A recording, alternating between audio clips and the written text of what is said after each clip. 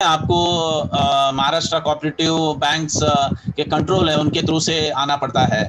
तो ग्रामीण bank government के अगर है या उनका फंडिंग अगर डेफिनेटली 51% से ज़्यादा है तो ज़रूर वे सूचना अधिकार के दायरे में आ जाते हैं। धन्यवाद, थैंक यू। प्रभु साहब, जितने भी पूरे भारत में रीजनल रूरल बैंक हैं, ये सब सेंट्रल फाइनेंस मिनिस्ट्री का बैंकिंग डिवीजन इनको गवर्न करता है और मैक्सिमम शेयर कैपिटल भारत सरकार की है और उसके बाद सेकंड नंबर पे स्टेट गवर्नमेंट की भी इनमें हर राज्य में होती है। ओके। और इनके मर्जर पे भी रीजनल रूरल बैंक के अभी वित्त मंत्रालय में विचार चल रहा है कि कुछ तो आपस में मर्ज करके और एक बड़ा बैंक बनाया जाए। ये प्रोसेस पे इसमें सहकारिता नाम की इन बैंकों में कोई चीज नहीं है। अच्छा, ओके जी, थैंक यू। हेलो। हाँ सर। Hello sir. हाँ, एक समय पे पूछे सुभाषिष जी और वसीम जी। हाँ सर, हाँ सर, मैं ये कह रहा था, मेरा तो पहला प्रश्न है प्रभु सर से। जैसा कि अभी शिवानंद द्विवेदी सर कह रहे थे कि राहुल सर अभी पूरी सत्य निष्ठा के साथ जो कायदे में लिखा है उसके अनुरूप वो अपने कर्तव्यों का निर्वहन कर रहे हैं, मगर इसके बावजूद भी जो अदर फोर्सेस है सर, जैसे कि जो सरकार है और सरकार के जो अंग है, वो लोग मिल करके राहुल सर को मतलब कि अलग अलग तरीके से सर यातनाएं दे रहे हैं। तो आप ये बताइए सर, अब जब कोई सूचना आयुक्त अपने अपने कर्तव्यों को सही सत्य निष्ठा के साथ अगर उसको उपयोग कर रहा है सर, उसके बावजूद भी अगर उसको काम करने नहीं दिया जाता है, तो एक आम नागरिक क्या कर सकता है सर इस संबंध में?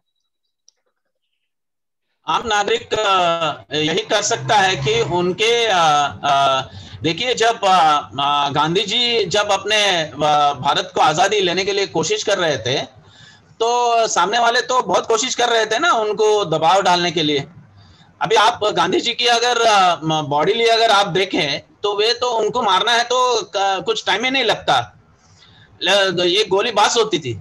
लेकिन सरकार जो है कुछ नहीं कर पाती थी because he was a non violent person. It's impossible to hit any person who is non violent.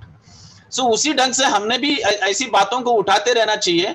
और मैं ये भी कहता हूँ, ऐसे इंफॉर्मेशन कमिश्नर्स जब बनते हैं तो ये मेरा हिसाब में तो it's a work hazard for them. अगर पोस्टमैन कहता है कि मुझे चलना लगता है पूरे दिन में पत्र देने के लिए, तो उसको कुछ नहीं कर सकते हैं, उसको तो चलना ही है। वैसे ही जितने भी आयुक्त ऐसे जो जनहित से कभी गलती से सरकार अपॉइंट कर लेती है तो उनको जो फेस करना है। ये सब जगह में हुआ है। जैसे इलेक्शन कमीशन में जब टीएन शेषन आ गए थे, टीएन शेषन को एक प्रश्न किया गया था कि आप कमीशन बनने के पहले आप तो कमीशन में थे, आप तो सब देख रहे थे, आपने कुछ बात नहीं कही।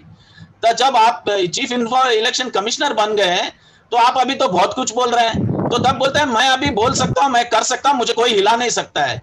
तो वैसे ही जितने भी आयुक्त तो अपॉइंट होते हैं उनको कोई सवाल नहीं कर सकता है। वे बिना हिच सूचना अधिकार को इंप्लीमेंट करने में उनकी पूरी पावर्स है, उनको कोई कुछ नहीं कर पाएगा। बाहर से सिर्फ बोलते रह सकते हैं, उनको हाथ नहीं लगा पाएगा।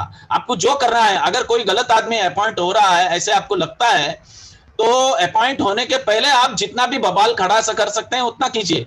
लेकिन एक बार अपॉइंट हो गए तो अच्छा होगा तो अच्छा ही होगा, बुरा होगा तो बुरा ही होगा। उनको 5 साल तक तो ही नहीं निकाल सकता है, या नए कायदे के हिसाब में कितने साल तक अपॉइंट किया है उस हिसाब में नहीं निकाल सकता है, क्योंकि एक बार अपॉइंट हो गए तो उनकी निकालना बहुत टाइम लगता है। तो जितना भी सिटीजन्स लोगों का इन्वॉल्वमेंट होता है, सरकार को लगना चाहिए कि अगर अच्छे आदमी अपॉइंट होते हैं तो उनको निकालना बहुत मुसीबत होगा।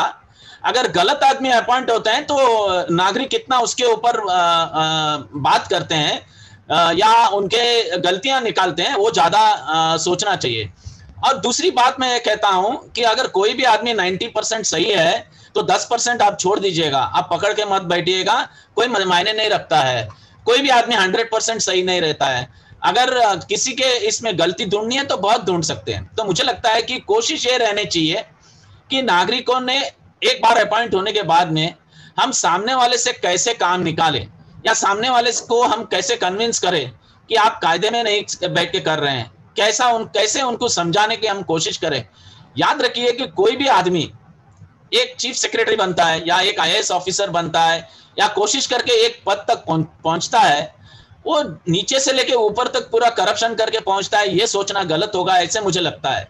तो हमने एक कोशिश करनी चाहिए कि हम कैसे उनके मन इसको कैसे बदलें। अगर कोई आपको लगता है कि कोई गलत ढंग से काम कर रहा है, तो हम कैसे कायदे में उनको समझाएं, कोशिश करें, या जो भी उनके डिसीजंस हैं। अभी हम महाराष्ट्र में थोड़ा बहुत ऐसे ही कर रहे हैं कि अगर लगा कि 10, 15, 20 कंटिन्यूसली डिसीजंस गलत कर रहे हैं, तो हम उस सभी डिसीजंस को कोलेट करते हैं और उस कोलेट करने के बाद में हम एक ही कोर्ट में जाते हैं, नहीं तो उनको सब डिसीजंस लेके हम समझाने की कोशिश करते हैं या कुछ अगर प्रेशर लगाने की कोशिश करते हैं।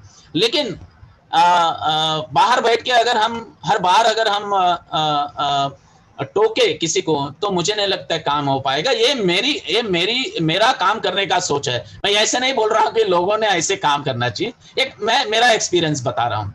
धन्यवाद। नहीं सर, हेलो जी सर, हमारा ये सवाल था ना सर कि सूचना आयुक्त माननीय राहुल सिंह सर जो है वो इतना अच्छे से काम कर रहे हैं। नहीं, मैं सॉरी, मैं किसी इंडिविजुअल कोई अच्छा काम कर रहा है बुरा काम कर रहा है मैं नहीं कर रहा हूं। मैं कहता नहीं, भास्कर प्रभु सर ने बिल्कुल सही कहा है। बासिम जी, उन्होंने कहा है कि कोई फर्क नहीं पड़ता, कोई इस तरह से प्रयास कर सकते हैं। एक जिम्मेदार पद पर बैठे हुए अधिकारियों के लिए कोई इस तरह से प्रयास कर सकता है, वो हमेशा चलता रहता है। आपको ये भी पता है कि कोई अच्छा आईएएस ऑफिसर है, बड़े मुश्किल से मिलते हैं लेकिन मिल जाते हैं। कोई अच्छा आईएएस ऑफिसर है, कोई कलेक्टर है या इस तरह से, तो उसको यदि अच्छा काम कर रहा है तो उसका ट्रांसफर ही हो रहा है हर 6 महीने में, हर साल भर में उसका ट्रांसफर हो रहा है। उसकी 20 साल की नौकरी में 40-50 ट्रांसफर हो गए। तो ठीक है, वो प्रयास कर सकते हैं इस तरह से, लेकिन इसमें तो पब्लिक ये कर सकती है कि पब्लिक अपना प्रोटेस्ट इसमें कर सकती है, जैसे अक्सर होता है, कई बार ऐसे हुआ है। तो हमें देखिए, अब सवाल ये है कि यदि हमें लगता है मध्य प्रदेश के परिप्रेक्ष्य में यदि कोई 1-2 सूचना आयुक्त अच्छे काम कर रहे हैं या जिनको हम अच्छा मान रहे हैं, जिनके मतलब स्पीकिंग ऑर्डर है, उनके काम आ रहे हैं, काम बोल रहे हैं उनके, यदि उनके काम बोल रहे हैं, आपको हमको सबको पता है, तो हमें पब्लिक ओपिनियन बनाना पड़ेगा। आप सब जितने भी लोग हैं, यदि चाहते हैं कि जो पद खाली हो रहे हैं, इसकी लिस्ट आती रहती है समय समय पर, हमारे आनंदीप सर ने भी अपने फेसबुक वगैरह में शेयर किया हुआ है, वो भी ग्रुप में डालते रहते हैं। तो जो खाली हो रहे हैं पद और जो नए प्रभार आ रहे हैं, तो आप लोग उसमें मार्क करिए सीधे से। अब जितने संगठन की आप लोग बात कर रहे हैं, संगठन तो इतने सारे हैं, संगठन क्या कर रहे हैं? संगठन आप बना लो, रजिस्टर हो जाएगा, एक और संगठन हो जाएगा। हम कहते हैं कि इतने सारे जिलों से आप लोग आ रहे हैं, आप संगठन ही तो हो। आप अपने क्षेत्र के लोगों को यूनाइट करके आप एक लेटर तैयार करो, लेटर तैयार करके ज्ञापन की तरह आप भेजो ना, आप सरकार को भेजो, चीफ सेक्रेटरी को भेजो, मुख्यमंत्री को भेजो, आप पैनल को भेजो सूचना आयोग में कि हमें हमारे पद खाली हो रहे हैं, हमें ये सूचना आयुक्त चाहिए, आप हम ये सूचना आयुक्त आप अपॉइंट करिए, क्योंकि हमें इनके काम पे विश्वास है, इनके काम क्लियर कट है, वो दिख रहे हैं, और ऐसे हमें डिसीजन चाहिए, फास्ट डिसीजन चाहिए। हमें फेसबुक लाइव के माध्यम से हमारा सूचना आयुक्त जो आए, वो फेसबुक लाइव के माध्यम से पब्लिकली इस तरह से इंटरेक्ट करे, वो हमें ऑर्डर इस तरह से दे, ऐसी बातें आए, ये सारी चीजें आप बोलिए उनको, बोलिए कि हमें जूम मीटिंग करने वाला सूचना आयुक्त चाहिए, हमें वेबिनार करने वाला सूचना आयुक्त चाहिए, उसका ट्विटर में अकाउंट हो, फेसबुक में उसका अकाउंट हो, हमें इंटरेक्ट करने वाला चाहिए। आप लोग लिखिए ना, पत्राचार करिए, आपको ऐसे सूचना आयुक्त मिलेंगे। तो कहीं ना कहीं हमारी आपकी भी गलती है इस विषय में, हमें यह करना पड़ेगा। श्रीमान जी, मुझे सुन पा रहे हैं? अविनाश बोल रहा हूँ। Hello hello. हाँ अविनाश जी, कहाँ से हैं आप? हाँ, कहाँ से जुड़े हैं आप? सर राधे राधे, मैं भोपाल से हूँ सर, अविनाश, और SIF से जुड़ा हुआ हूँ मैं पिछले 1 साल से। अभी मेरा एक सवाल है कि मैंने मध्य प्रदेश राज्य सरकारी बैंक मर्यादित में एक RTI लगाया था, तो उसका जवाब मुझे ये आया है कि अपील क्रमांक A97 राष्ट्र और दिनांक इसके आदेश ने मुंबई के पत्र क्रमांक उसमें दिया हुआ है, तो वो परिधि में नहीं आते, बैंक जो है RTI के दायरे में नहीं आते, ऐसा उनका कहना है। तो मैंने प्रथम अपील भी लगाई थी, तो वो भी वापस आ गई। उसका कोई जवाब नहीं। एक मिनट, कौन सा बैंक आपने? सहकारी बैंक में तो नहीं लगाया? अपेक्स बैंक में मैंने लगाया था, और एक्चुअली मेरे ससुर जी जो है जिला सहकारी केंद्रीय बैंक मर्यादित में जो सोसाइटी आती है उसमें काम करते हैं। मैं समझ गया, वो अभी वो यही जवाब देते हैं इस विषय में। आदित्य सर आपको ज्यादा बेहतर ढंग से बताएंगे। सर थोड़ा सा इनका मार्गदर्शन करिए। अक्सर जो बैंक कह रहे हैं कि हम RTI के दायरे में नहीं आते, सहकारी बैंक या अपेक्स बैंक के उस ऑर्डर का हवाला देते हैं मुंबई वाले, तो इसका थोड़ा सा आप बताएं कि इसका क्या वर्तमान में कोई तोड़ है, नहीं है तो ये तो हम सबको ही ऐसे जवाब मिल रहे हैं। कोऑपरेटिव में मैंने आपको वही कहा कि कोऑपरेटिव बैंक के लिए सूचना अधिकार डायरेक्ट लागू होता ही नहीं है जब तक उस बैंक में जैसे 51% या सब्सटेंशियल फंडिंग, वो सब्सटेंशियल फंडिंग लैंड भी हो सकता है, लेकिन वो सब्सटेंशियल फंडिंग एक उसमें उस चीज को डिबेटेबल है। वो सब्सटेंशियल फंडिंग क्या हो सकता है, ये आपको प्रूव करना पड़ेगा कि ये सब्सटेंशियल फंडिंग है। तो ये सामने ओनस हमारे ऊपर आ जाता है कि पहले ये पब्लिक अथॉरिटी है करके हमको साबित करना पड़ेगा, उसके बाद में ये सूचना आयोग लागू पड़ेगा, नहीं सूचना अधिकार लागू पड़ेगा। लेकिन उसके पहले वो बैंक अगर किसी, जैसे कोई भी बैंक एक शासकीय पब्लिक अथॉरिटी के अंडर आता है, उनका कंट्रोल में आता है, तो डायरेक्टली उनको आरटीआई एप्लीकेशन कर सकते हैं और उस पर्टिकुलर बैंक के बारे में पूछना। दूसरा जो बात है कि कोई भी अगर इशू है, बैंक का इशू है, अगर वो कंज्यूमर कर बैंक अकाउंट होल्डर है तो उसको कंज्यूमर फोरम या कंज्यूमर कोर्ट के हिसाब में आप उनको अप्लाई करना पड़ेगा, नहीं तो सूचना अधिकार डायरेक्ट कोई भी कोऑपरेटिव बैंक को डायरेक्ट लागू नहीं होता है unless and until substantial funding होगा। सर मुझे जैसे बैंक में कितने कर्मचारी सदस्य वगैरह है ये जानकारी नहीं, मैं आपको नहीं कोई जरूरत नहीं आपको देने की। अगर वो शेयर होल्डर ने पूछा तो दे सकते हैं, लेकिन आप थर्ड पार्टी बाहर से अगर पूछे तो देने की कोई जरूरत नहीं। मैं ये जानना चाह रहा हूँ कि मेरे जो मतलब ससुर जी हैं वो नहीं आप ससुर जी I am interfering you again, you are a third person. तो कोई आपके ससुर जी अगर शेयर होल्डर है तो उनको मिलेगा, लेकिन सूचना अधिकार तो लागू ही नहीं होगा अगर कोऑपरेटिव बैंक है तो। आप नदीम जी इस विषय में आपके कैसे निर्णय रहे हैं, कोई और कैसे इनको पता चले कि वो सब्सटेंशियल फंडिंग हुआ है कि नहीं हुआ है, उसको मतलब कहीं गवर्नमेंट लैंड यूज कर रहा है कि नहीं हो रहा है, कैसे ये पता चलेगा? देखिए, ये जो धारा 2 में लोक प्राधिकारी की परिभाषा है उसमें स्पष्ट है ये वित्त पोषण के बारे में एक प्रावधान कि जो गैर सरकारी निकाय या स्वायत्त शासी निकाय या अर्ध शासित निकाय जिसका वार्षिक टर्नओवर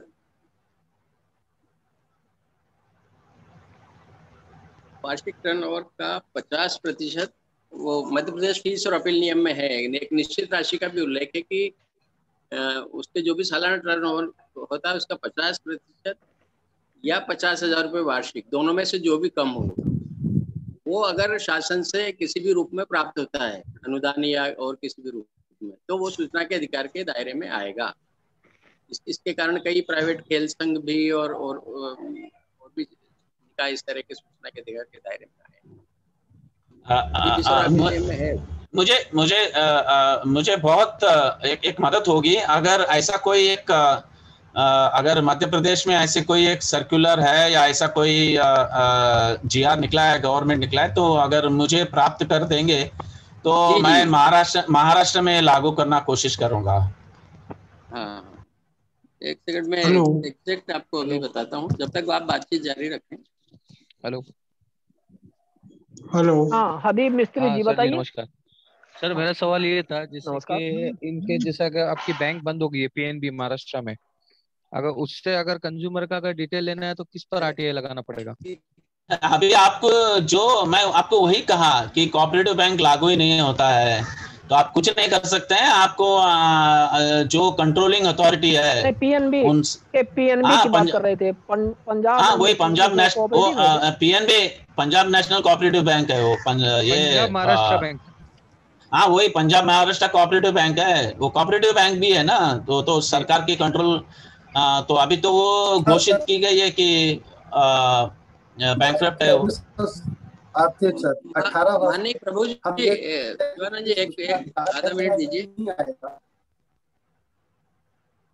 हेलो, हाँ जी, वो प्रभु जी ने जो जानकारी मांगी थी वो देना चाहूंगा। ये मध्य प्रदेश सूचना का अधिकार फीस और अपील नियम 2005 के सेक्शन 2 में जिसमें डेफिनेशंस लिखी है उसमें ये क्लियर प्रोविजन है कि सब्सटेंशियली फाइनेंस से मतलब है वार्षिक टर्नओवर का 50% या ₹50,000 जो भी कम हो, यह राशि शासन या उसकी किसी संस्था से अनुदान के रूप में प्राप्त होती या अन्य किसी रूप में वित्तीय रूप से पोषण मिलता है तो वो निकाय सूचना के अधिकार के दायरे में आएगा। सालाना टर्नओवर का 50% या 50,000 रुपए सालाना, जो भी उसको इनमें से कम हो वो मिलता हो आएगा ये। लेकिन एमपी के लिए है ये। हाँ वही हाँ एमपी के लिए है, क्योंकि हमारा बहुत स्टेट के आरटीआई रूल्स बहुत क्लियर हैं, लेकिन हमारे वहाँ आरटीआई रूल्स उतने रूल्स क्लियर नहीं है। लेकिन कुछ चीज में हमारे आरटीआई रूल्स कुछ शब्दों में अच्छे हैं, क्योंकि हमारे वहाँ आप देखिए अगर सूचना आयोग में बता दिया गया है, सूचना अधिकार में बता दिया गया है कि जो भी है आपको जो है वो मिलेगा, जो है नहीं मिलेगा तो नहीं मिलेगा, जो कायदे हैं। लेकिन हमारे रूल्स में कहा गया है कि बहुत कम लोगों ने उस चीज का जिक्र किया है। हमारे वहाँ का रूल्स में कहा कि ये actual charge cost price copied, यानी हमारे वहाँ क्रिएटेड को भी एक महत्व दिया गया है, इंफॉर्मेशन क्रिएटेड। यानी अगर अधिकारी एक इंफॉर्मेशन क्रिएट करता है तो भी अगर A4 साइज में बैठ जाता है तो उसको प्रति पृष्ठ ₹2 लगने पड़ेंगे।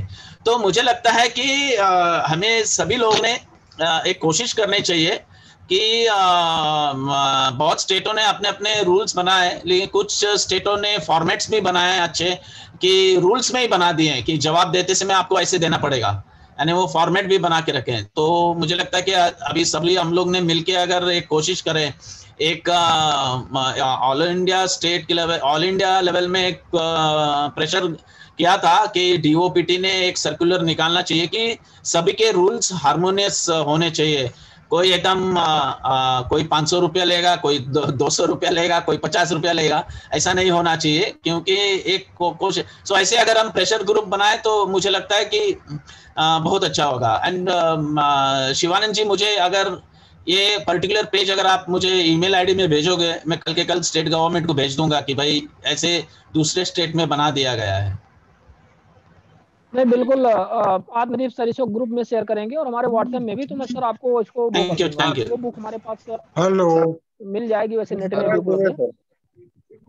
हाँ किरण नारायण जी, चलिए शॉर्ट में पूछिए। सर मेरा सवाल ये है कि जो 25% प्राइवेट स्कूलों में गरीब तबके का एडमिशन होता है तो उसका जो फंडिंग है वो सरकारी धन से होती है। तो जितने भी प्राइवेट स्कूल या संस्थान है, शैक्षिक संस्थान, तो जब उनमें 25% फंडिंग है, उन 25% बच्चों के वास्ते सरकारें कर रही हैं, तो उनके बारे में आरटीआई की क्या दशा है?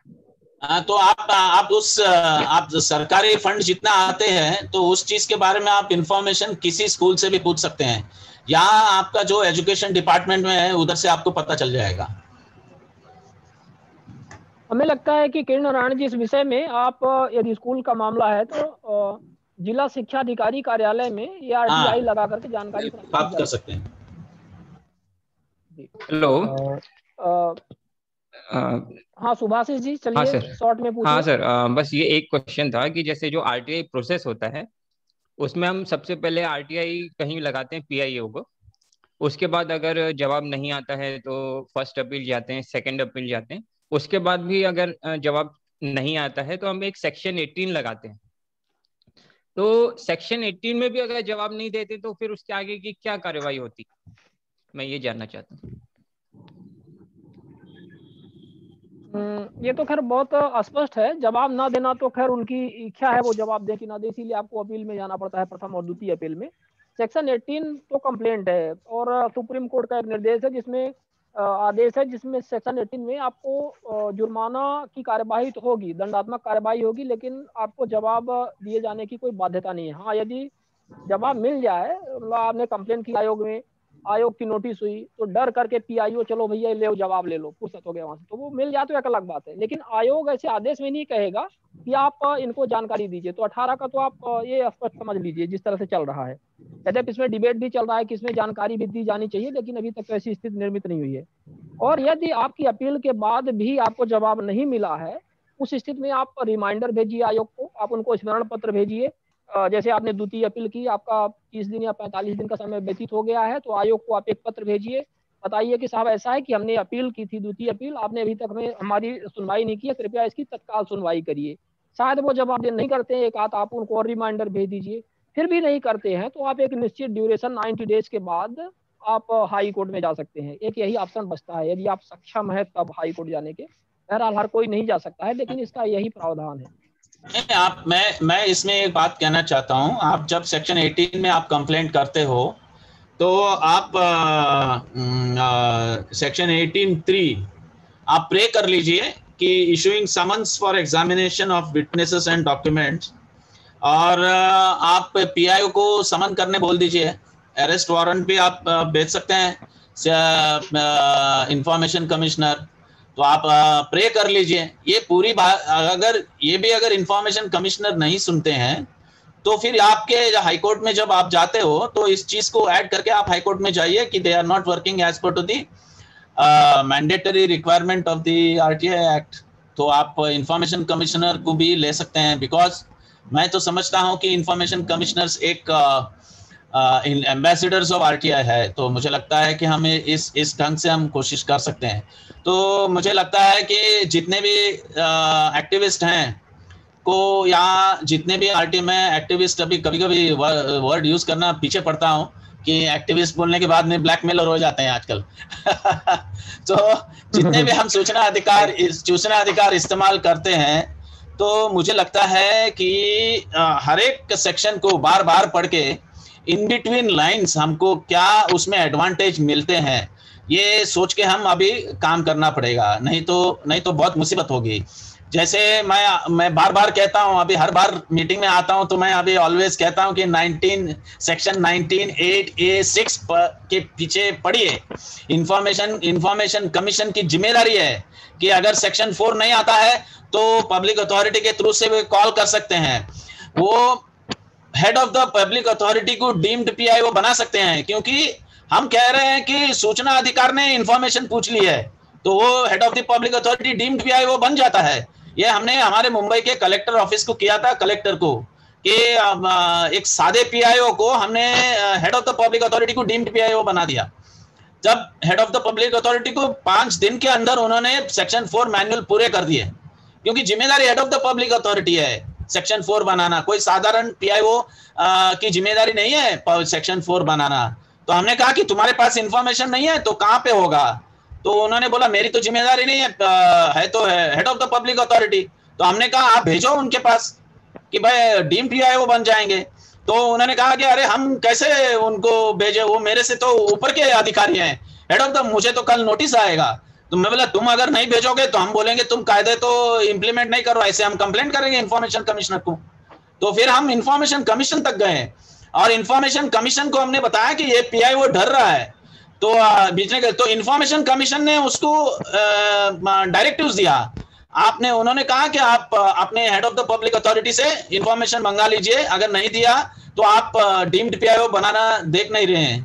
तो हमने जानबूझ के एक कोशिश की कि हमने इंफॉर्मेशन कमिश्नर को बोला कि आप भी इस चीज को पूछ सकते हैं, लेकिन मैं कहता हूं कि पीआईओ की जिम्मेदारी है ये काम करना। पीआईओ को कोई भी प्रोटोकॉल नहीं है, इंफॉर्मेशन देने के लिए कोई भी भारत की कॉन्स्टिट्यूशन भी उसको रोक नहीं सकता है कि इन्होंने पूछना नहीं चाहिए। He is the boss. मैं कहता हूं कि वो पूरा बॉस है सूचना अधिकार का। तो मुझे लगता है कि ये कोशिश करनी चाहिए अलग अलग ढंग से, और मुझे लगता है कि सूचना अधिकार में पूरे पावर्स दिए गए हैं। लोग बोल रहे थे कि सेक्शन 4 के लिए इंफॉर्मेशन कमीशन के पास कोई ताकत नहीं है, लेकिन मैं कहता हूं कि सेक्शन 19(8)(a)(b) में 8(a)(6) में पावर्स हैं, डायरेक्टिव्स है, वो डायरेक्टिव्स का डायरेक्ट कर सकते हैं, डायरेक्शन दे सकते हैं, रिकमेंडेटरी नहीं है। ये सेक्शन 19(8)(a) रिकमेंडेटरी नहीं है, ये डायरेक्टिव देने की पावर्स हैं। तो चाहे तो अगर वो डायरेक्टिव्स के विरोध में अगर पब्लिक अथॉरिटी को जाना है तो जाने दो हाई कोर्ट के ऊपर, लेकिन कमीशन को कोई रोक नहीं सकता है। तो मुझे लगता है कि कोशिश कीजिए और सेक्शन 19(8)(3) का पूरा पढ़िए और प्रेयर में डाल दीजिए कि ये सब सेक्शंस क्लॉज करें। इंफॉर्मेशन कमिश्नर को भी ये रीजनड ऑर्डर में डालना पड़ेगा, वे क्यों नहीं यूज कर रहे हैं इस पावर्स को, ये कोशिश करनी पड़ेगी। हमारे पास कोई ऑप्शन दूसरा नहीं है। धन्यवाद। आप नदीप सर कुछ बोलना चाह रहे हैं? जी, माननीय प्रभु जी ने अभी जिन भाई के सवाल का जवाब दिया, उस जवाब में एक बात जोड़ना चाहूंगा कि अगर सूचना आयोग कोई कार्रवाई नहीं करता है आपकी अपील पे या शिकायत पे पर्याप्त समय के बाद भी, तो आपके पास हाई कोर्ट में जाना चाहिए। लेकिन इसके पहले एक बहुत आसान उपाय है हाई कोर्ट में जाने से पहले, जिसके अच्छे परिणाम सामने आ सकते हैं। आप सूचना आयोग में RTI लगाएं, डाक से भेज सकते हैं अगर दूर हैं भोपाल से तो, और उसमें आप पूछें अपने अपील का रजिस्ट्रेशन नंबर लिखते हुए कि इस अपील पर अभी तक इसके निराकरण के लिए अभी तक की गई कार्रवाई की प्रमाणित जानकारी मुझे प्रदान की जाए। ये आप जानकारी मांगेंगे तो हलचल मचेगी आयोग में, आपकी फाइल ढूंढी जाएगी, उस पर फटाफट सुनवाई नियत की जाएगी और आपको बताया जाएगा कि ये प्रक्रिया इस पे निराकरण की, या कहीं मिसिंग भी फाइल होगी तो उसको स्टाफ ढूंढेगा और उस पर कार्रवाई होगी। ये सबसे आसान उपाय है। जिनकी अपीलों पे भी पर्याप्त समय के बाद कार्रवाई नहीं हो रही है आयोग में, उनको वहां अपनी अपील या शिकायत के बारे में RTI लगाना चाहिए। और एक बात और कि आपको प्रथम अपील अधिकारी या सूचना आयोग से अपनी अपील के बारे में किसी भी जवाब की अपेक्षा नहीं करनी चाहिए, क्योंकि बड़ी संख्या में अपीलें आते हैं तो सबके जवाब नहीं दिए जा सकते। केवल सूचना आयोग आपको सबसे पहले अपील के रजिस्ट्रेशन नंबर की सूचना भेजता है और उसके बाद सुनवाई सूचना पत्र भेजता है, और अंत में आप उपस्थित हैं कि नहीं है सुनवाई में, आपको पारित आदेश की प्रति डाक से निःशुल्क भेजी जाती है। इसके अलावा कोई सवालों के जवाब नहीं दिए जाते हैं, इसलिए वो अपेक्षा भी नहीं करना चाहिए। जी बिल्कुल। भास्कर प्रभु सर ने यहाँ पे एक बात कही थी कि deemed PIO head of department को बनाना। मैं एक ध्यानाकर्षण करना चाहूंगा आपका, एक अभी केस हुआ है जो अभी अपन बात बार बार कर रहे थे 41B 17 पॉइंट्स मैनुअल के विषय में। तो आपने देखा कि किस तरह से इस पावर का कैसे उपयोग हमारे यहाँ मध्य प्रदेश में सूचना आयुक्त श्री राहुल सिंह जी ने किया। उन्होंने जब PIO ने ये जानकारी देने से मना, मतलब अपनी अक्षमता दर्शाया, क्योंकि उसके 2-3 पत्राचार हुए और यहाँ पे PIO एक SDM लेवल के अधिकारी होते हैं, SDM के जब पत्रों का कोई प्रभाव नहीं पड़ा तो ये बिल्कुल आयोग के समक्ष बिल्कुल स्पष्ट है। कोई SDM की बात नहीं मान रहा है, कोई ADM की बात नहीं मान रहा है, तो किसकी बात मानेगा? वो कलेक्टर की बात मानेगा, DM की बात मानेगा। तो उन्होंने इसमें DM को एक डीम्ड PIO के तौर पे उन्होंने माना है, लोक प्राधिकारी के तौर पे, और लोक प्राधिकारी, और उन्होंने कहा कि आप 6 या 7 दिन के अंदर या 5 दिन के अंदर, शायद उन्होंने 5 दिन का समय मांगा था, तो 5 दिन के अंदर ये जानकारी आप तैयार करके और 17 पॉइंट्स मैनुअल की आप दिखाएं, बताएं। तो इस तरह से ये हुआ है। तो यहाँ पे इसका इतना फास्ट एक्शन हुआ है कि पूरे रीवा जिले में जितने भी 40 विभाग थे, सभी 40 विभागों में 17 पॉइंट्स मैनुअल का तैयार करके उन्होंने इसको विधिवत वेबसाइट में, वेब पोर्टल में अब अपलोड कर दिया है और उनका अभी उपलब्ध है। तो आप देख सकते हैं इस तरह से। और जहां भी मतलब छोटे छोटे कार्यालयों में जहां भी ये नहीं हुआ है तो वहां भी प्रक्रिया चल रही है इस तरह से, तो लगभग पूरा हो गया। तो ये आपका सर भास्कर प्रभु सर आपने जो बात कही है, तो यहाँ पे बिल्कुल इस पावर का उपयोग यहाँ पे सूचना आयोग ने किया हुआ है। और हर यदि सूचना आयुक्त इसी पावर का उपयोग करे तो निश्चित तौर पे ये बहुत ही एक पॉजिटिव और सकारात्मक बोल सकते हैं अपन, इफेक्टिव एक तरह से इसका वो रहेगा। मैं बीच में इसमें एक कुछ जोड़ना चाहता हूं। जब हम सूचना, मेरी बात आवाज सुनाई दे रही है? जी जी जी, जी बिल्कुल। हाँ, तो मुझे ये कहना है कि जब हम देखिए, हर एक सूचना आयुक्त तो अपने अपने सोच में से काम करता है, और जब आप किसी सूचना आयुक्त को आप किसी को कंपेयर करके आप मत बताइएगा, हाँ राहुल सिंह ऐसे कर रहे हैं तो आप कीजिए। आप बताते समय ये बताइए कि राहुल सिंह जो कर रहे हैं उसी ढंग से अगर आप कुछ अपने तरीके से लोगों के साथ मिलना या लोगों के साथ बातचीत करना अगर आप पसंद करते हैं तो वो भी आप कर सकते हैं। तो डायरेक्टली आप कभी कंपैरिजन मत कीजिए। मैं जब शैलेश गांधी जी, जब मैं एक जस्ट बहताव का मैं बात बता रहा हूँ कि ह्यूमन बिहेवियरल आप हर एक आदमी का लर्न करना चाहिए, वो एक सब्जेक्ट ही है। ह्यूमन बिहेवियर सोचना, एक आदमी के पास कि सामने वाले का बहताव कैसा रहता है, ये सोच के आपने काम करना चाहिए। जैसे कि जैसे जब रत्नाकर गायकवाड़ जी जब चीफ इंफॉर्मेशन कमिश्नर अपॉइंट हो गए, वे भी चीफ सेक्रेटरी थे, और मैं उनके साथ जब वे म्युनिसिपल कॉर्पोरेशन के म्युनिसिपल कमिश्नर थे, उसके नीचे के पोजीशन भी थी, तो मैंने देखा था उनका काम करने का ढंग, वे फास्ट डिसीजन लेते थे, डिसीजन को वो सोचते नहीं थे, उनको जो डिसीजन लगा वो ले लेते थे, और वो डरते नहीं थे कोई भी डिसीजन लेना।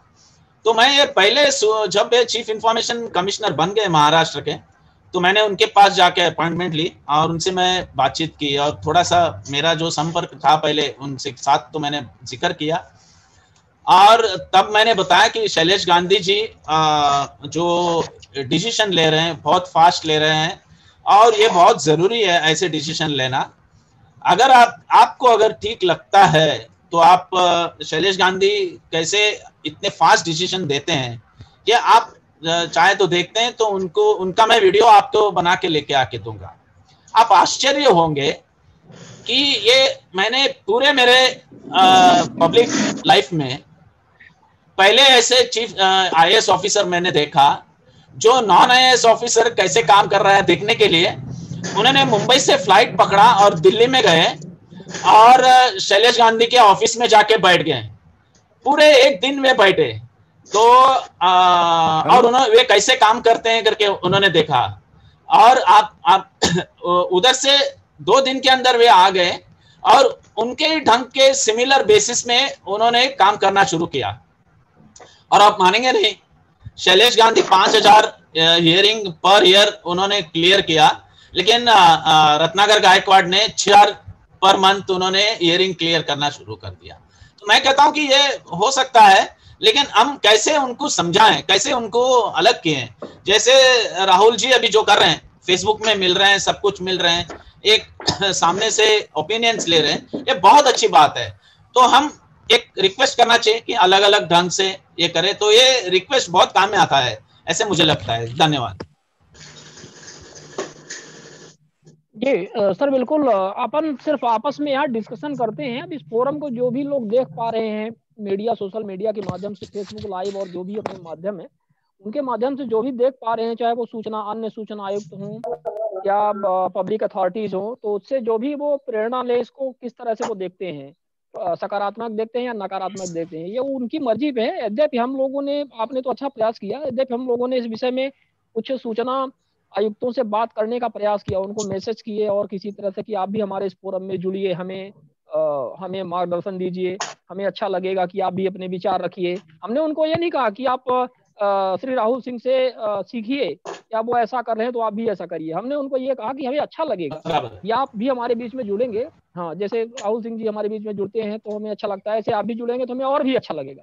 चलो आप भी आएंगे, आप भी अपनी बात रखेंगे तो हम और सीखेंगे, हम लोगों को एक और एनर्जी मिलेगी और बेहतर ढंग से हम लोग काम करेंगे। लेकिन उनका बिल्कुल नकारात्मक सबका इसमें ये रहा है, वो सब दूर भागने वाले हैं। उनको ये लगता है कि नहीं, पब्लिक के बीच में अपन ये क्वेश्चन आंसर ये नहीं कर पाएंगे, और पता नहीं उनको सरकार क्या कहीं फांसी का फंदा लटका के रखी है तो उनको सीधे उसी में लटका देगी या क्या करेगी, अब वो तो वही बता सकते हैं। मतलब इस तरह से तो हमारा तो बहुत क्लियर है, सही बात है। हम लोग जो भी डिस्कशन कर रहे हैं जी जी, तो हमने उनको कभी ऐसा मुंह पे नहीं कहा, या हम कहना भी है तो खैर एक पॉलिसी भी होती है कि आजकल लोगों का छोटी छोटी बातों में इतना ज्यादा ईगो हर्ट हो जाता है। हम लोग तो डिस्कस कर लेते हैं, लेकिन लोग ऐसे होते हैं उनको लगता है कि अरे मैं भी सूचना आयुक्त और ये भी सूचना आयुक्त, ये तो ऐसा हो गया वैसा हो गया। तो अपन ये सब बात कभी नहीं करते हैं, लेकिन हम आपस में जरूर ये सब चर्चा यहाँ पर करते हैं। आप सब उपस्थित रहते हैं इसलिए, और एक तरह से प्रमोशन अच्छा है। हमारा आवाज जा रहा है कि और यदि कोई एक आध प्रश्न है तो एक आध यदि प्रश्न है तो अंत में अपन और ले लेंगे और फिर इसको फिनिश करेंगे। Hello, okay sir. हेलो, हाँ, यज्ञ भूषण जी, आप बड़ी हाँ यज्ञ भूषण जी बताइए। मेरी आवाज आ रही है? हाँ बिल्कुल आपकी आवाज आ रही है, आप अपना प्रश्न पूछिए। हाँ पूछिए, प्रश्न पूछिए। मैं RTI क्लब उत्तराखंड से बोल रहा हूँ, यज्ञ भूषण शर्मा। और मेरा एक निवेदन है कि आज का जो मुख्य विषय था वो आयुक्तों की जो है शक्तियों के ऊपर था, और मेरा अपना मानना है कि सेक्शन 18(3)(b) आयोग को ये पावर है कि वो किसी भी ऑफिस से या किसी भी न्यायालय से दस्तावेजों को परीक्षण के लिए मंगा सकता है। पर व्यवहारिक रूप से हमने जो है ये देखा है कि किसी भी आयुक्त की इतनी हिम्मत नहीं है कि वो न्यायालय से किसी भी फाइल को मंगाने का कभी उसने कोई कोशिश की हो, जबकि एक्ट उसे पावर दे रहा है। और दुर्भाग्य से हमारे देश का सुप्रीम कोर्ट, हाई कोर्ट सारे के सारे आरटीआई एक्ट को बर्बाद करने में तुले हुए। आपने देखा है कि 5 जजों की बेंच ने, कॉन्स्टिट्यूशनल बेंच ने सीजीआई के ऑफिस को जो है आरटीआई के एम्बिट में लाया, और उसके बाद 3 जजों की बेंच जो है फिर उसी राग पे आ गई कि भाई आरटीआई के अंदर जो है सूचना न्यायालय की नहीं मांगी जा सकती, जबकि 2H के अंदर न्यायालय शब्द नहीं है। पूरे एक्ट के अंदर केवल 8(1)B के अंदर न्यायालय शब्द का प्रयोग हुआ है, जहां लिखा हुआ है कि न्यायालय के द्वारा जिन सूचनाओं को ओपन करने के लिए प्रतिबंधित किया गया है उन सूचनाओं को आप आरटीआई में नहीं मांग सकते। यानी जो जिनको हम बोलते हैं पब्लिकेशन के योग्य जितने भी रिपोर्टेबल जो निर्णय है वो निर्णय भी सूचना है 2H के अंदर। और हमारी जो सूचना की परिभाषा है और सूचना का अधिकार 2I 2J, इन दोनों के अंदर कहीं भी न्यायालय शब्द में, कहीं भी आरटीआई के अंदर सूचना का मतलब ये नहीं कि ये न्यायालय की है, ये इनकम टैक्स की है, ये सेल टैक्स की है। सूचना सूचना है। और हमारा पूरा सिस्टम, पूरा मक्कार सिस्टम, ना कोई आयोग, और दुर्भाग्य से जब कोर्ट इस तरह के फैसले दे देता है तो आयोग की मजबूरी हो जाती है कि आयोग तो कह देगा भाई हाई कोर्ट को तो हम वायलेट नहीं कर सकते, सुप्रीम कोर्ट को तो हम वायलेट नहीं कर सकते। तो ये बड़ा दुर्भाग्य की स्थिति है। ये असली लड़ाई हमें ये लड़नी है। हेलो, बिल्कुल, हम एक भूषण जी आपकी बात से सहमत हैं, और इस विषय में तो गांधी सर ने बहुत ही ओपनली यहाँ पे बात किया हुआ है। उन्होंने तो बार बार ये बात कही हुई है कि कोर्ट ने आरटीआई कानून को बहुत कमजोर करने का प्रयास किया है। मैंने उनका एक एक निर्णय पढ़ा है। उस आदमी ने जितना काम किया है, मैं कह रहा हूँ पूरे हिंदुस्तान के अंदर किसी भी आरटीआई के इतने ऊंचे पद पे जाके एक्टिविस्ट तो एक्टिविस्ट, आयुक्त तो आयुक्त, किसी भी आदमी ने उन जैसे डिसीजन नहीं दिए। बहुत बोल्ड डिसीजन है। कोर्ट भी उनके डिसीजन को जो है पढ़ने के बाद तिल मिला गया है। तो मैं उनका बहुत सम्मान करता हूँ और दिल से करता हूँ। और मेरा आपसे पहली बार परिचय हुआ, क्योंकि मुझे तो ये आती भी नहीं वेबिनार वगैरह के माध्यम से। तो आप इसी तरह से एक भूषण जी, इसी तरह से आप जुड़े रहे हर एक। शिवानंद जी नमस्कार। शिवानंद जी, जैसे ये भाई साहब ने जैसे बताया है, तो जो धारा 3 में, धारा 18 के सेक्शन 3 में सिविल प्रक्रिया की संहिता जिस प्रकार से 1908 के तहत एक न्यायालय को विचार करते समय सिविल न्यायालय में निहित होती है जो शक्तियां जज को, वो सूचना आयोग के जो होते हैं अधीन जांचकर्ता, उनको शक्तियां प्रदान की गई हैं। इनका बहुत स्पष्ट वाक्य था, उन्होंने बहुत सही बोला है कि किसी भी न्यायालय से मंगवा सकते हैं। और एक जज के माने इनमें साफ लिखा है आयोग कोई धारा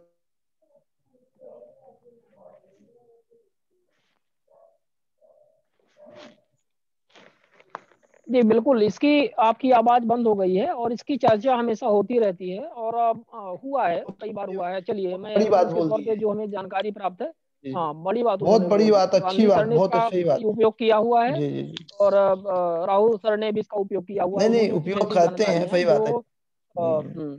और बातें रहते हैं। और अब यह है कि सब उपयोग करें तो अब उनके कार्य पर निर्भर करता है। अपन मार्क कर सकते हैं कि वो शक्तियों का उपयोग करें। और फिर ये भी डिपेंड करता है कि क्या ऐसे न्यायालयीन प्रकरण उनके पास जाते हैं। ये भी तो डिपेंड करता है कि आरटीआई लगाने वाला व्यक्ति यदि वो ऐसी शिकायतें किया है या धारा 19 के तहत उसने 19(3) के तहत अपील की हुई है और कोई मैटर सीधे कोर्ट से संबंधित है, तो निश्चित तौर पे मंगवाते होंगे वो, यदि उनको आवश्यकता महसूस होती होगी तो। नहीं, वो तो बहुत निर्णय देने में उनको आवश्यकता महसूस हो गई।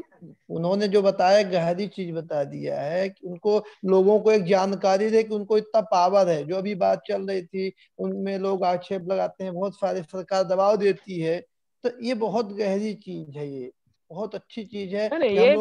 ये डिस्कशन मनीष तिवारी जी, ये डिस्कशन पहले भी हुए हैं 19 पे और 18 पे तो कितनी बार डिस्कशन हुए हैं।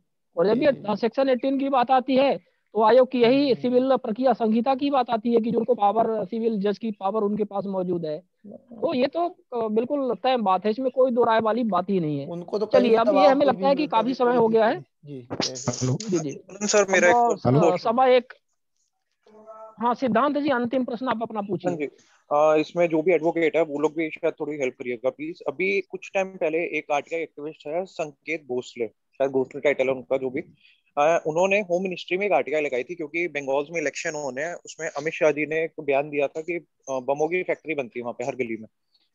उसमें उन्होंने इसी से रिलेटेड होम मिनिस्ट्री में आरटीआई लगा के 4 सवाल किए थे और उनको फर्स्ट मतलब पीआईओ ने पहले जवाब नहीं दिया, तो उन्होंने एक लीगल नोटिस भेजा था। फिर उसके बाद उन्होंने फर्स्ट अपील लगाई है, तब उनको जवाब मिल गया इस बारे में। तो ये आरटीआई एक्ट में लीगल नोटिस भी हम अलग से भेज सकते हैं, क्योंकि उससे पहले उनको जवाब नहीं मिला था फर्स्ट अपील में भी। दोबारा फिर उन्होंने आरटीआई लगाई, तब उनको जवाब मिला लीगल नोटिस भेजने के बाद। एक वकील का एक रहता है कि अपन बिल्कुल,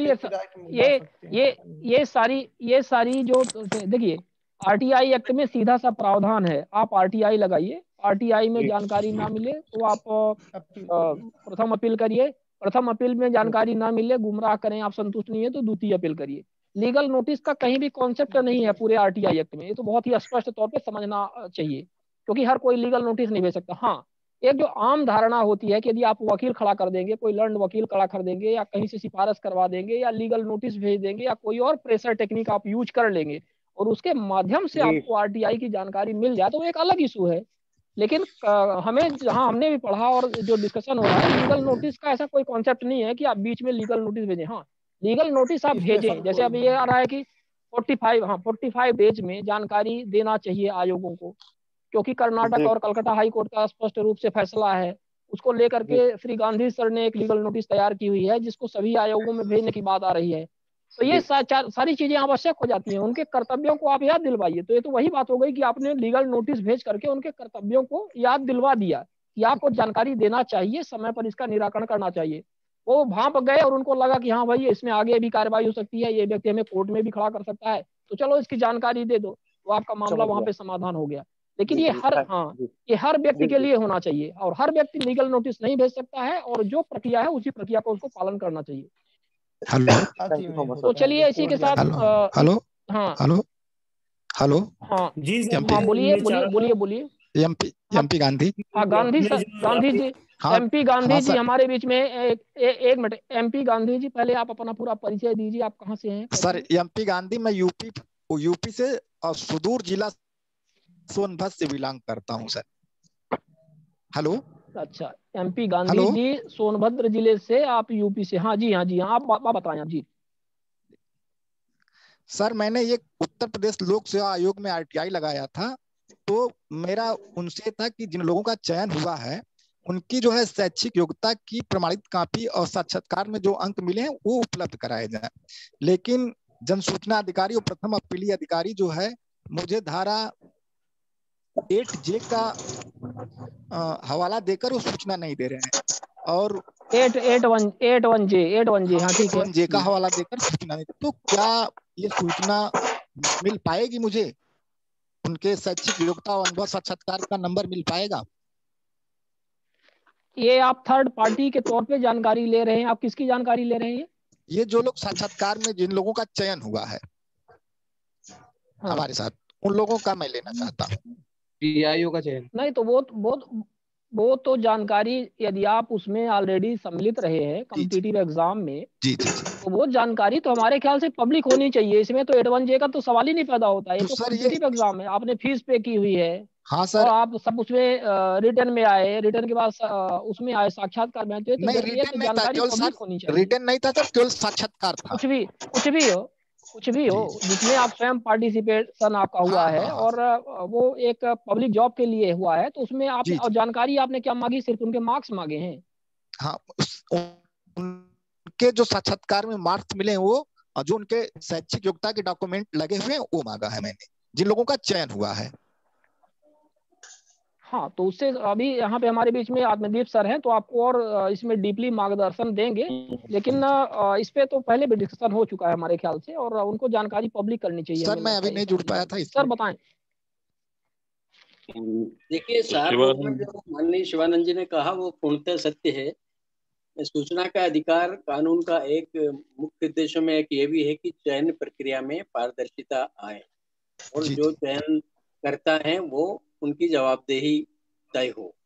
इसलिए ये बिल्कुल वैधानिक स्थिति स्पष्ट है कि चाहे कोई शैक्षिक परीक्षा है या चयन परीक्षा है नौकरियों की, उसमें जो भी चयन के लिए परीक्षा के अलग अलग लेवल हैं, लिखित परीक्षा, साक्षात्कार आदि आदि, इन सब के बारे में जानकारी सार्वजनिक किए जाने योग्य है सूचना के अधिकार के तहत। और अधिकांश ऐसे चयन करने वाले संस्थान जिनमें लोकसेवा आयोग भी है, शिक्षा बोर्ड भी है, ये अपनी वेबसाइट पर स्वतः सब रिजल्ट प्रकाशित करते हैं कि कौन कौन प्रतियोगी थे या अभ्यर्थी थे और उनमें से किसको कितने कितने अंक प्राप्त हुए।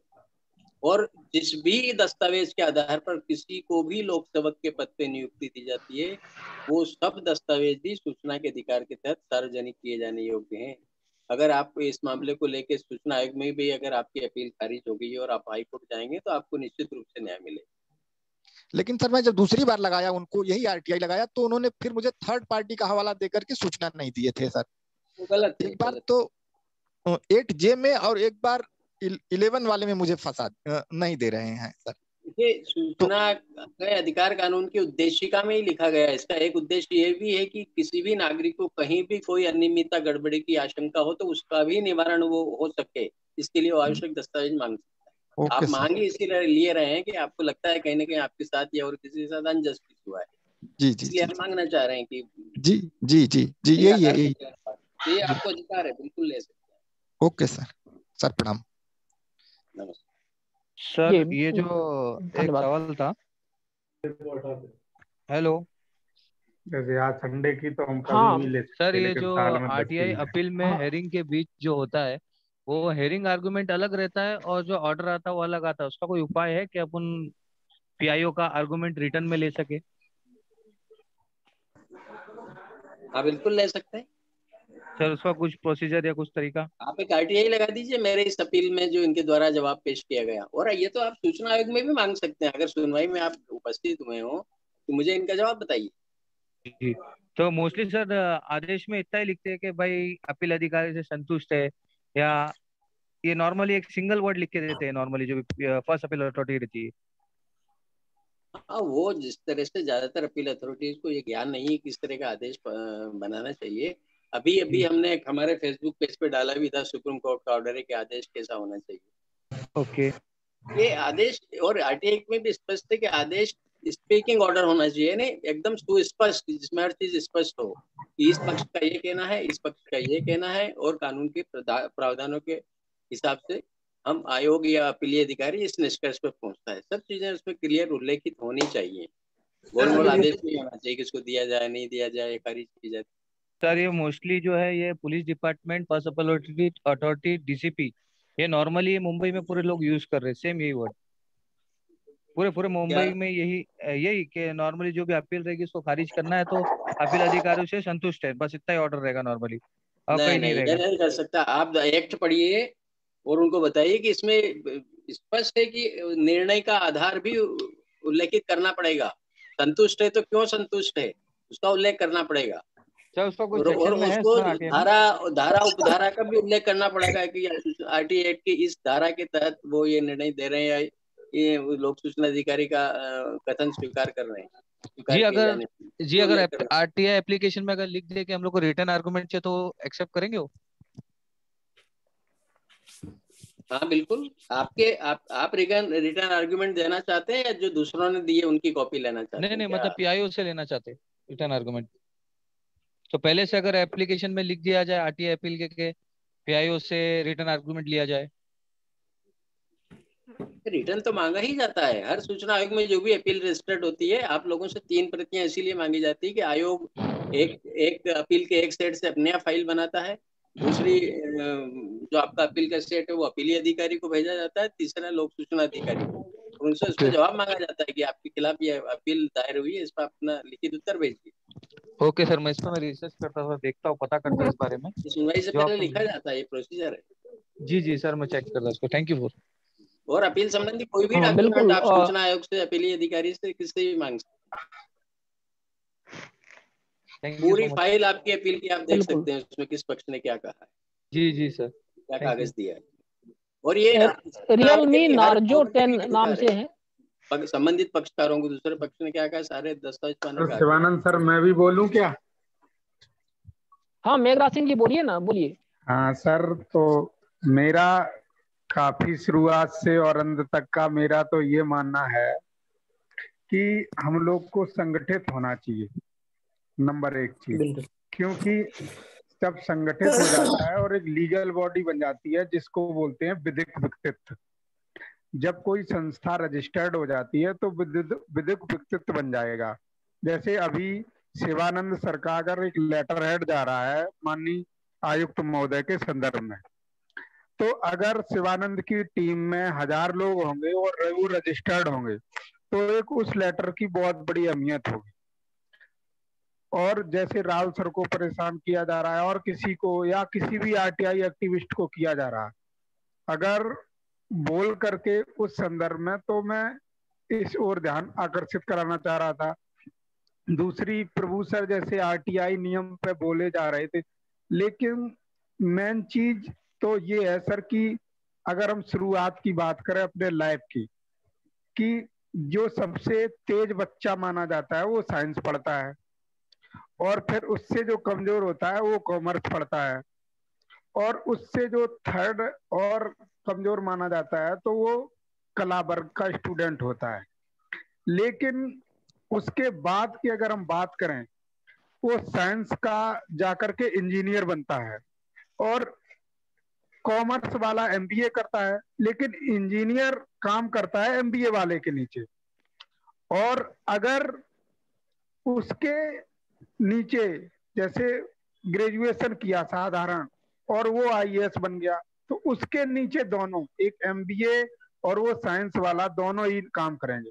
लेकिन अगर जो और कुछ भी नहीं है, जिसके पास बिल्कुल शिक्षा नहीं है और वो पॉलिटिक्स में जाकर के इन्वॉल्व हो जाता है, और तो उसके नीचे ये तीनों काम करते हैं।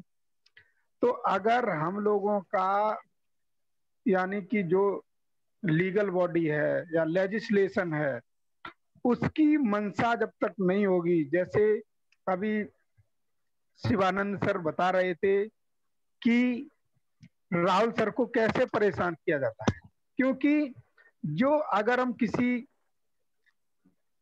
भी जनप्रतिनिधि की कोई सूचना, और अगर कोई भी सूचना मांगते हैं, वो जनप्रतिनिधि से जरूर रिलेटेड होती है, इन्वॉल्व होता है, चाहे वो पंचायत के डेवलपमेंट का हो, चाहे विधानसभा का डेवलपमेंट का हो, या एमपी लैंड फंड हो, पार्लियामेंट के सांसद के फंड का। तो किसी भी तरीके से अगर मांगेंगे हम जवाब, तो फिर वो क्या होता है, सीधे सचिव पे जवाब जाएगा और आयुक्तों को नोटिस होता है, उन पे दबाव होता है। जैसे बड़े मैटर, आप तो बड़े बड़े मैटर उठाए हैं, करोड़ों के मैटर उठाए हैं, तो उनमें इस तरह के दबाव आते हैं आयोगों पर।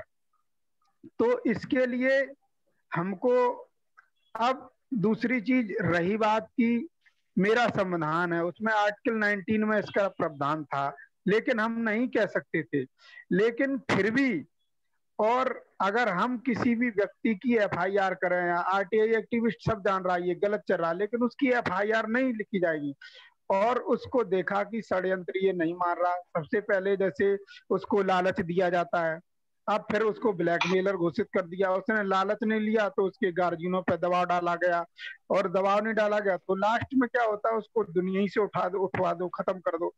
तो इस तरह से अगर हम, जैसे देवेंद्र सर ने रखा था और माननीय मध्य प्रदेश के पूर्व आयुक्त सर ने रखी थी बात की संगठन एक बहुत बड़ी शक्ति है, तो मैं चाहूंगा कि आदरणीय शिवानंद द्विवेदी सर और देवेंद्र कवाल सर और भी जितने वरिष्ठ साथी हैं, क्योंकि ये 39वां वेबिनार है, तो अगर इस संगठन को एक राष्ट्रीय स्तर पर विधिक व्यक्तित्व दिया जाए, तो हम किसी भी आयुक्त के समर्थन में, किसी भी साथी के समर्थन में उस चीज का बहुत बड़ा महत्व होगा। हाँ, लेकिन हम अपने संगठन के लेटर हेड पे आरटीआई नहीं लगा सकते हैं, लेकिन अगर हम किसी लीगल कार्रवाई के लिए उसको तो हम यूज कर सकते हैं। उसके लिए हम जैसे मान लो पीआईएल की, तो हम उस लेटर हेड के थ्रू कर सकते हैं, उस विधिक व्यक्तित्व के थ्रू कर सकते हैं। और अगर अभी कोई PIL मेरे शिवानंद सर कर रहे या मेघराज सिंह कर रहे या और कोई मेरा देवेंद्र अग्रवाल सर कर रहे और कोई साथी कर रहा, तो अगर कर रहे हैं तो उनको इंडिविजुअल टारगेट कर लिया जाएगा। अगर उस संस्था के तहत अगर ऐसा प्रावधान हो तो मेरा मानना है कि हम अच्छे से अच्छे, और जब देखा जाएगा कि अब शिवानंद सर के ग्रुप में 1 लाख लोग हो गए हैं तो अच्छे से अच्छे जो जनप्रतिनिधि हैं, पॉलिटिशियन है, उनका भी दबाव हम बना सकते हैं कि नहीं ये ग्रुप इस तरह से काम कर रहा है और अगर इससे छेड़छाड़ की तो ये मेरी राजनीति भी खत्म कर सकता है। तो इस तरह मैं चाहूंगा कि अगर इस तरह और थोड़ा विचार किया जाए तो ये मेरा भी एक अपना मानना है, क्योंकि मैं भी संघर्ष कर रहा हूँ, देख रहा हूँ किस तरह से छोटे छोटे लोग, और क्योंकि लोग गरीब हैं और RTI कौन लगाता है, गरीब लोग लगाते हैं, और बड़े लोगों के काम ही नहीं रुकते, बड़े लोगों के काम तो घर पे आकर के हो जाते हैं। तो जो भूखे लोग हैं, प्यासे लोग हैं, शिक्षा से वंचित लोग हैं, शोषित लोग हैं, और आप जेलों की व्यवस्था देखिए कि कुछ लोग ऐसे ही हैं कि जमानतगीर नहीं है या उनके पास साधन नहीं है तो वो जेल से कभी छूट ही नहीं पाते हैं, यानी कि ट्रायल ही में उनका प्रोसेस, और उनका जबकि कोई अपराध भी नहीं होता, बाद में ये पता चलता है कि इसका कोई ऐसा इशू ही नहीं था और वो निर्दोष छूटते हैं। तो क्योंकि जो न्याय है गरीबों से बहुत दूर है, तो मेरा यही मानना था अंत में सर, मेरा एक सुझाव था, अगर इसको एक्सेप्ट किया जाए और पूरी टीम से, पूरे वरिष्ठ जनों से मेरा निवेदन है, छोटी मुंह बड़ी बात भी हो सकती है, लेकिन एक अगर इस पर मंथन किया जाए, विचार किया जाए तो और अच्छा रहे। क्योंकि जैसे मेरे शिवानंद सर इतने मतलब जागरूक, शिक्षित, क्योंकि दुखों की मुक्ति चाहिए तो उसके लिए लड़ना होगा, यदि लड़ना है तो उसके सबसे पहले पढ़ना होगा, और बिना ज्ञान के यदि लड़ने गए तो हार निश्चित है, हार निश्चित है। लेकिन जब IITN बंदे को समाज के वो लोग पावरफुल लोग या भ्रष्टाचारी लोग नहीं छोड़ रहे, जिनको सब तरह से उंगलियों से पूरी दुनिया नचाते हैं, उनको नहीं छोड़ रही है, आम जनमानस तो उनको एक छोटा सा।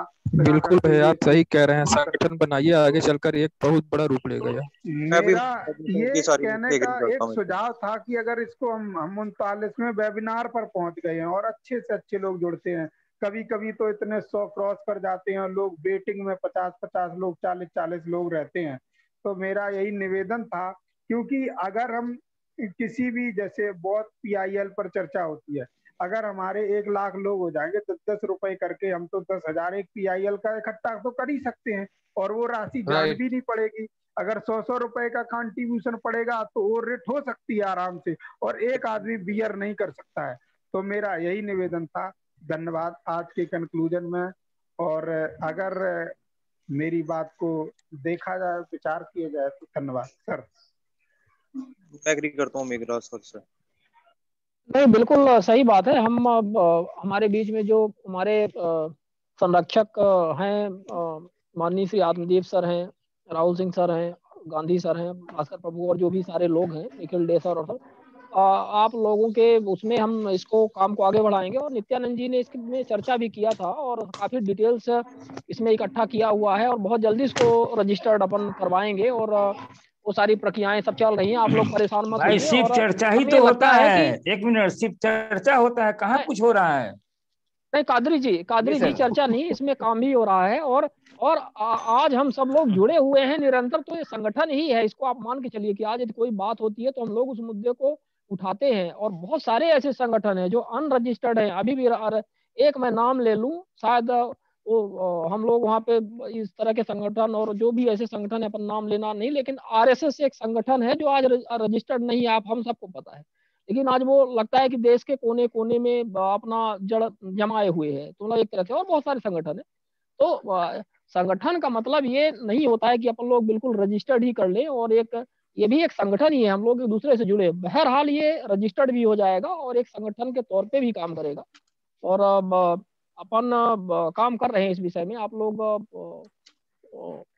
विश्वास रखिए कि सब सही डायरेक्शन पे जा रहा है, और इतना जल्दी आप लोगों को हताश होने की जरूरत नहीं है, और इस तरह से कि इसमें कुछ नहीं हो रहा है। हमें तो लग रहा है कि तो बहुत कुछ हो मेरी रहा है। बात हम लोग सुना जाए डिस्कशन कर श्रीमान रहे जी, हैं। एक मिनट हमारी बात सुनी जाए। आपका कहना सही है कि जो आप कहें आरएसएस के संबंध में जो आप बताएं कि वो रजिस्टर्ड नहीं है, लेकिन उसके ऊपर आपको बीजेपी का हाथ है, लेकिन हम लोगों के ऊपर किसका हाथ है ये तो बताएं आप। ये बिल्कुल बिल्कुल हम आपकी काफी बातों से सहमत हैं, पर हमारा मतलब ये है कि हमारे ऊपर भी ऐसे समस्त लोगों का हाथ है जो सूचना के अधिकार कानून को मजबूत बनाना चाह रहे हैं, इसका लाभ जन जन तक पहुंचाना चाह रहे हैं, और डायरेक्ट और इनडायरेक्ट तौर पर। और आप लोग यदि संगठन के तौर पे मान रहे हैं कि काम करेंगे तो हर वो तरफ आप से लोग हर इस लोग दिशा सर में इसे कमजोर अग्रसर हैं, बनाने में लगे आगे हुए कर रहे हैं, हैं। इसलिए इसे बिल्कुल एक होना मजबूत चाहिए। प्रूफ दें। चलिए इसमें हम आत्मदीप सर का अंतिम थोड़ा सा मार्गदर्शन लेते हुए फिर इसको अपन कंक्लूड करते हैं। आत्मदीप सर इसमें कुछ बोले आप, और फिर इस मीटिंग को सर अपन इसमें यहाँ वकीलों का हाथ जरूर रहेगा, बाकी और रहे चाहे न रहे। जी बिल्कुल। हम लोग पूरा मदद करेंगे, आप लोग संगठन वाले जो कुछ कहेंगे, चाहे पीआईएल की बात हो चाहे कुछ भी हो, है ना। हम लोग नहीं एडवोकेट भाई, वकीलों के बिना तो काम ही हम लोग हर हमारे संगठन में काफी एडवोकेट है। हाँ थोड़ा सा बोल लें। देखिए, माननीय शिवानंद जी और मेघराज जी ने इतना अच्छा कंक्लूड किया इस सत्र को कि ज्यादा कुछ कहने की आवश्यकता नहीं बची। बस एक दो चीजें, एक साथी ने यहाँ सीबीआई का सवाल उठाया था, वो हम आरटी एक्ट की परिधि में नहीं आते हैं, ऐसा करके वो मना कर देते हैं। तो उसमें हमने बताया था कि एक उसकी धारा 24 जिसके तहत केंद्रीय राज्य सरकार किसी भी निकाय को आरटी एक्ट के प्रावधान से छूट देती है, उसकी धारा 24 में ये प्रावधान भी है कि इस छूट के बावजूद भ्रष्टाचार और मानव अधिकार से जुड़ी जानकारी देने से किसी भी हालत में मना नहीं किया जा सकता। लेकिन उसी धारा में एक और प्रावधान है कि मानव अधिकारों के अतिक्रमण से संबंधित सूचना राज्य सूचना आयोगों के अनुमोदन के बाद ही दी जाएगी और 45 दिन के भीतर दी जाएगी। यह भी एक पहलू है उसमें। आयोग मानव अधिकार वाली जानकारी जिन भी संस्थानों को छूट है आरटीआई से, वो आयोग के अनुमोदन पे ही देंगे। दूसरा, माननीय शिवानंद जी ने राहुल सिंह जी को क्या जो ब्यूरोक्रेसी द्वारा कुछ उनके कामकाज में व्यवधान उत्पन्न करने की कोशिश की गई, इस बारे में बताया। तो ये जो भी अच्छा काम करने वाले हैं वो आप सतयुग, द्वापर, त्रेता, हर एक युग में देख लीजिए, उनके रास्ते में कांटे बिछाए गए हैं, बाधाएं आई है, तो ये इनको स्वाभाविक मानना चाहिए। दूसरा, राहुल सिंह जी के मामले में जहां तक मुझे ध्यान है, उन्होंने जिले में जाके समीक्षा बैठक करने की, दौरे करके कुछ स्थितियां ठीक करने की कोशिश की थी। उस पर एक प्रशासनिक अधिकारी ने रीवा से पत्र लिख दिया जीएडी के प्रिंसिपल सेक्रेटरी को कि ये क्या इनको ये अधिकार है इस तरह समीक्षा बैठक लेने का, और वहां से जवाब आया कि ऐसा आरटी एक्ट में प्रावधान है। इसके विपरीत स्थिति जो हमने फेसबुक पे भी उस वक्त पोस्ट की थी, वो ये है कि सूचना आयोग को पूरे राज्य में, राज्य सूचना आयोग को और केंद्रीय सूचना आयोग को पूरे देश में सूचना के अधिकार कानून के क्रियान्वयन की समीक्षा करने का पूर्ण वैधानिक अधिकार है, और वो समीक्षा करके उसका प्रतिवेदन संसदीय विधानसभा में रखने का भी अधिकार है, जिससे पूरा सदन अवगत होता है। तो या सूचना इस समीक्षा के लिए भी कहीं भी सूचना आयुक्त और मुख्य सूचना आयुक्त बैठक बुला सकते हैं।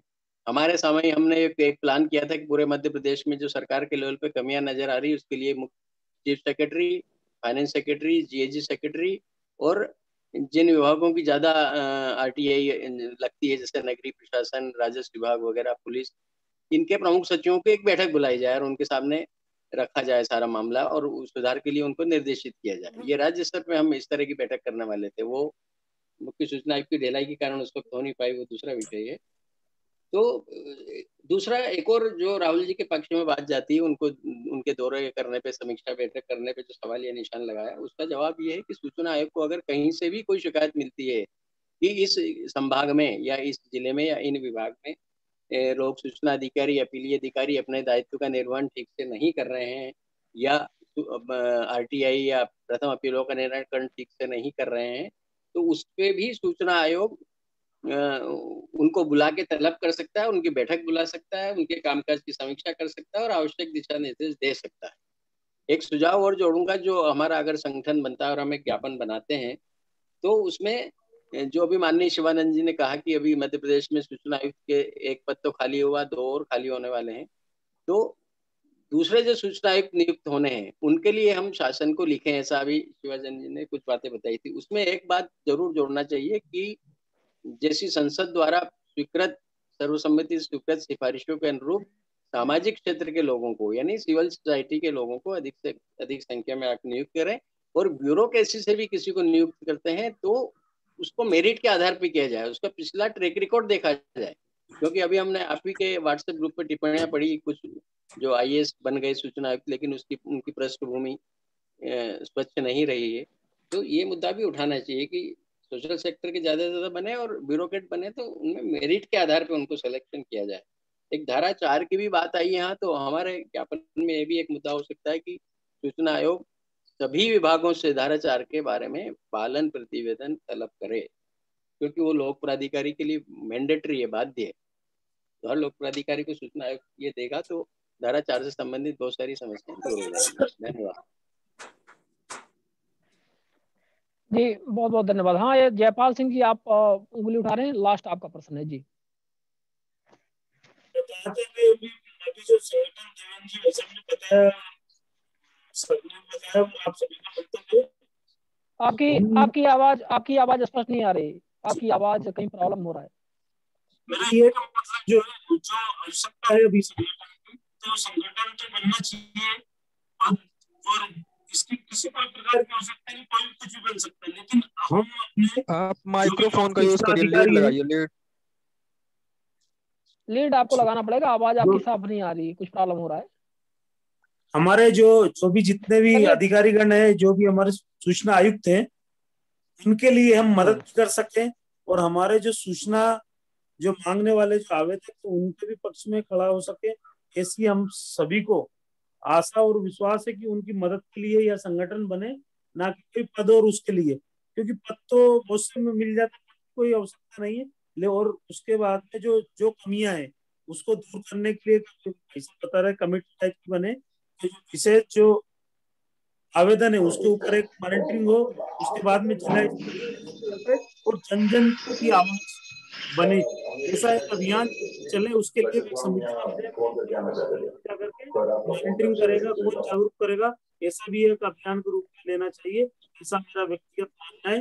और अपने जैसे बताया कि राज्य सूचना आयोग अभी राहुल के बारे में सका है, हम प्रत्येक व्यक्ति जो आईटी कार्य करता है वो व्यक्तिगत लेटर बना के उनके सपोर्ट में एक अभियान चलाए कि ऐसा नहीं, ऐसा होना चाहिए, जो भी मार्गदर्शन संगठन के माध्यम से। चलिए, बिल्कुल बिल्कुल आपकी भावना का स्वागत है और हम इस बात को समझ पा रहे हैं। और आत्मदीप सर ने हमें आज पूरा समय दिया शुरू से लेकर अंत तक, और लगभग 3 घंटे का समय। तो सबसे पहले बहुत बहुत धन्यवाद सर आपका, आप हमारे बीच में जुड़े रहे। और गांधी सर हमारे बीच में आए, भास्कर प्रभु सर आए, किसी कारण बस शायद नेटवर्क की प्रॉब्लम, एक मैसेज आया था भी राहुल सिंह सर का, बोले कि आज नेटवर्क की बहुत प्रॉब्लम हो गई, कहीं इंटरनेट केबल ब्रोकन टाइप का कुछ मामला उन्होंने बताया, तो नहीं जुड़ पाए।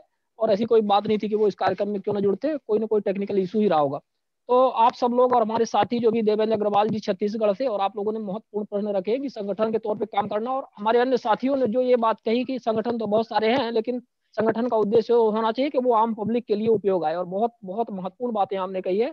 और संगठन का उद्देश्य ये है कि ज्यादा से ज्यादा आरटीआई कानून को बेहतर ढंग से पूरे देश में कैसे इम्प्लीमेंट किया जाए, कैसे उसको करवाया जाए, इस बात पर ज्यादा जोर देना चाहिए। ये बहुत ही विचारणीय और बहुत ही महत्वपूर्ण मुद्दे, इस पे हम लोग मिलजुल कर काम करेंगे, और निश्चित तौर पर आगे आने वाले कुछ समय में हम इस पे एक डीसीसी मोड पे आएंगे, और इसी तरह से डिस्कशन जारी रहे। और डिस्कशन वही सबसे महत्वपूर्ण होता है, संवाद इस तरह से स्थापित होना और संवाद चालू रहना सबसे महत्वपूर्ण बात है। आपको शायद नहीं पता है, हम तो खैर इसमें जो भी 40-50 लोग जुड़ पाते हैं, लेकिन इसका इम्पैक्ट पूरे देश में इतना ज्यादा बेहतर ढंग से जा रहा है, आप सबके इस प्रयास से, आप सबके इस भागीरथ प्रयास से इतना बेहतर इसका इम्पैक्ट जा रहा है कि ये बात आज पूरे देश में चर्चा का विषय है, और बहुत सारे लोग इसको डिस्कस कर रहे हैं, और इसका सकारात्मक और भी बेहतर प्रभाव रहेगा। आप सभी का बहुत बहुत धन्यवाद। सभी आरटीआई कार्यकर्ता, देश के विभिन्न कोनों से, प्रदेशों से उपस्थित हुए हमारे सभी साथीगण, सभी आरटीआई एक्टिविस्ट, आप सभी का बहुत बहुत धन्यवाद। और अगले मीटिंग में अपन फिर एक नए टॉपिक के साथ मिलेंगे, और तब तक के लिए बहुत बहुत धन्यवाद।